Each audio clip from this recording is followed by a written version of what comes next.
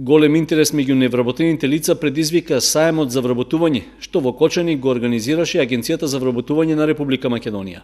Спортската сала на Основното училиште Никола Карев, во која се одржа манифестацијата, беше соодветен простор за на едно место да се сретнат работодавачите и лицата кои бараат работа и меѓусебно да ги представат заедничките интереси. Меѓу присутните невработени, видлив беше масовниот интерес на оние што се на возраст меѓу 50 и 60 години, со надеж дека ќе успеат да пронајдат можности за работен ангажман.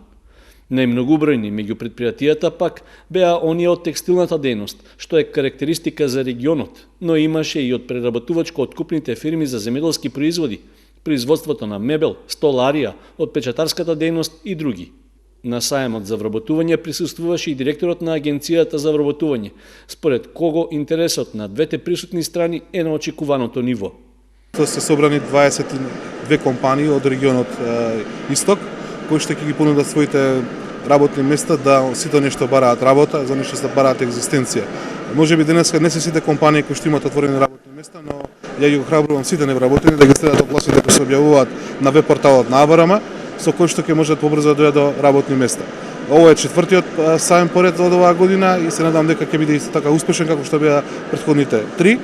Поповски рече дека се очекува на саемот да се соберат поголем број податоци за работните карактеристики на невработените, што подоцна можат да се искористат за ангажман во предпријатијата што не биле присутни на манифестацијата, а имаат потреба од вработување.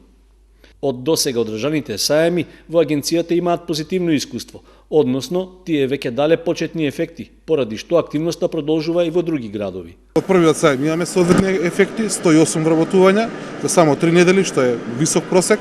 Јас се надевам дека и другите саеми кои што ги одржавме меѓу време ќе дадат слична бројка и односно и саемот во Кочани кој што очекуваме исто така да има поголем број на вработување. Морам да нагласам дека најбарани се техничките кадри за кои што и ние кажуваме дека треба да се запишуваат младите на овие училишта, на овие факултети, бидејќи нема да бидат невработени, туку ќе бидат вработени. Потребата на пазарот на труд од вработување лица со технички занимања била голема, а бројот на оние што завршуваат соодветно образование е мал, поради што агенцијата ќе продолжи со препораките до невработените каков образовен профил најчесто се бара. Саемот за вработување продолжува за една недела и ќе се одржи во Радовиш за невработените лица и работодавачите од Радовишкиот, Струмичкиот и Валандовскиот регион.